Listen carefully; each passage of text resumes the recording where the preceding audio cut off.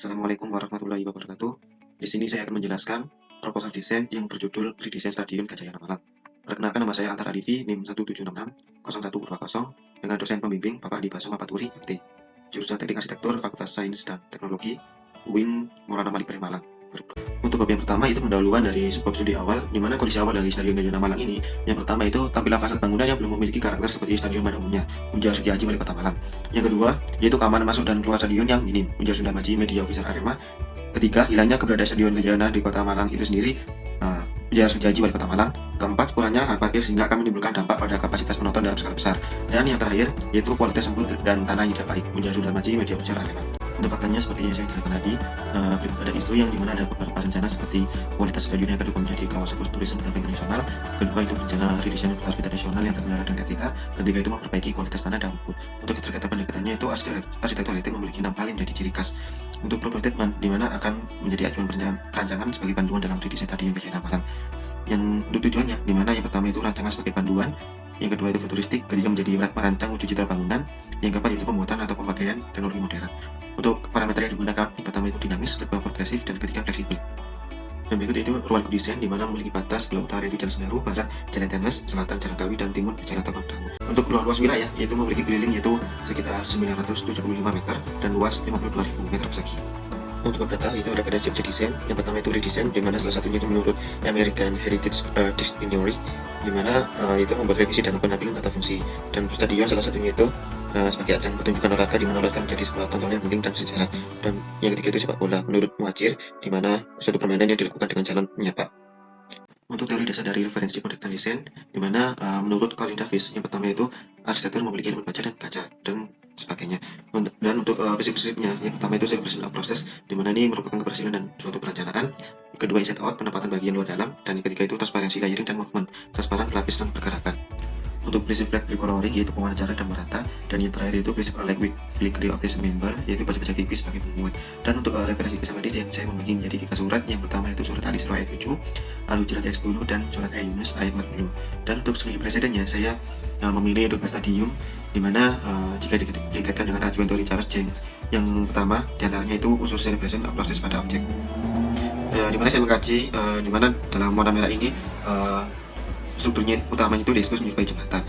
Untuk teori Charles Cheng yang kedua yaitu unsur inside out, dimana pada warna merah ini terdapat bagian dalamnya itu bersentuh ke luar.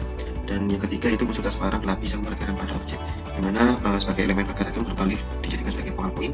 Dan yang keempat yaitu unsur pewarnaan cerah dan merata pada objek, dimana pada warna merah ini pada penggunaan pewarnaan barisan cerah merata. Dan yang terakhir itu unsur baca tipis sebagai penguat pada objek, dimana elemen susunan baca tipis ketika ini berkontribusi sebagai penopang struktur.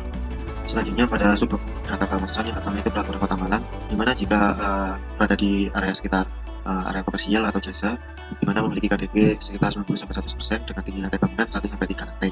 Dan dari fungsi Kota Malang itu sendiri sebagai area pendidikan, komersial, apartemen, historik, kultural, office, dan olahraga. Untuk studi kelayakan, di mana Kota Malang ini merupakan kota terbesar nomor 2 dan kota yang sangat strategis dengan visi kota Malang yang baik. Dan segi geologi, Kota Malang terbagi menjadi 4 macam, yaitu yang pertama aluvial kelabu, Mediterranean coklat, asosiasi lautosol, dan anisol. Dalam segi hidrologi, Kota Malang ini memiliki wilayah CAT berantas, ini mempunyai wilayah cekungan yang terbesar di Provinsi Jawa Timur. Dan dalam topografi, Kota Malang ini memiliki kemiringan 0-8% yang tersebar di seluruh kecamatan. Dalam segi kepadatan penduduk Kota Malang, dari jumlah penduduk jiwa dari kawasan Stadion Gajah ini memiliki jumlah paling tinggi yaitu 12.000, itu tepatnya pada Kecamatan Bojen. Dan pada kelompok umur, diprediksi jumlah penduduk Kota Malang ini didominasi oleh penduduk produktif, menjadi peluang dalam menyusun Indonesia emas pada tahun 2045. Dan selanjutnya yaitu dalam segi sosial budaya, di mana Kota Malang ini merupakan kota yang bisa dijuluki sebagai kota beraneka ragam, seperti contohnya itu sebagai kota sejarah, kota olahraga, kota apel, kota kuliner, dan salah satunya itu kota budaya dan kota seni. Dan berikut terdapat festival tahunan yang menjadi event ikon tersendiri di Kota Malang, yaitu Festival Malang Kembali, Karnaval Lampion, dan Karnaval Bunga. Dalam segi ekonomi, dan berdasarkan gambar di atas, menunjukkan bahwa pendapatan per kapita atas dasar warga pelaku di Kota Malang mengalami peningkatan pada setiap tahunnya. Untuk aksesibilitas dan infrastruktur untuk menuju ke Stadion Gajayana Malang ini dapat dilalui melalui Stasiun Kota Baru, Bandara Abdurrahman Saleh, dan Terminal Arjosari. Selanjutnya itu data tapak, di mana lokasi dari Stadion Gajayana Malang ini berada di Kecamatan Klojen, yang merupakan salah satu dari 6 kecamatan di Kota Malang. Untuk batas-batasnya itu untuk sebelah utara dari Stadion Gajayana Malang ini yaitu Jalan Semeru, sebelah barat Jalan Tenes, sebelah selatan Jalan Kawi, dan sebelah timur itu Jalan Tabang Dawu. Untuk aksesibilitas yang saya beri jalan warna kuning ini dapat dilalui melalui jalan Bromo dan jalan Sumberung. Dan untuk sirkulasinya, saya beri warna jalan hijau yang dapat dilalui dari 4 arah, itu dari jalan Perahu, Semeru, Tenes, dan Jalan Kawi.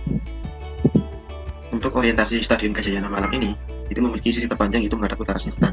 Untuk orientasi angin, itu memiliki sisi terpanjang itu menghadap utara barat. Dan untuk orientasi hujannya, itu memiliki sisi terpanjang itu menghadap timur barat. Dan dalam segi kelembapan, itu memiliki rata itu memiliki berkisar 79 sampai 86%, dan kelembapan maksimum 99 dan minimum 40%. Dan jenis tanah dari Stadion Gajayana Malang ini merupakan bendera coklat. Untuk kebisingan dari Stadion Gajayana Malang ini, itu memiliki sumber bising tinggi untuk area B, yaitu Jalan Semeru, dan area A yaitu Jalan Taburan Perahu. Dan untuk vegetasi dari Stadion Gajayana Malang ini, yaitu pada Jalan Taburan Perahu ini memiliki pohon rindang sebagai penentu dan meminimalisir bising. Dan begitu pula untuk Jalan Semeru dan Jalan Tenes yang memiliki fungsi yang sama. Dan untuk demografinya, itu stadion ini memiliki kurang lebih 3.000 jiwa dari 11.000 kecamatan Kronjing. Untuk kondisi fisik bangunan sekitar Stadion Gajayana Malang ini, yaitu bangunan komersial dan bangunan rumah tinggal menengah ke atas. Untuk saluran airnya bisa dikatakan memiliki drainase yang cukup baik, yaitu memiliki kot resapan air dan sebagainya. Dan untuk saluran listrik, karena tepatnya berada di pusat kota, sehingga memiliki daya listrik yang aman, baik, dan tinggi. Untuk potensi tampak, yaitu memiliki letak yang strategis karena berada di tengah kota dan berdekatan dengan pusat perbelanjaan Mall Olympic Garden.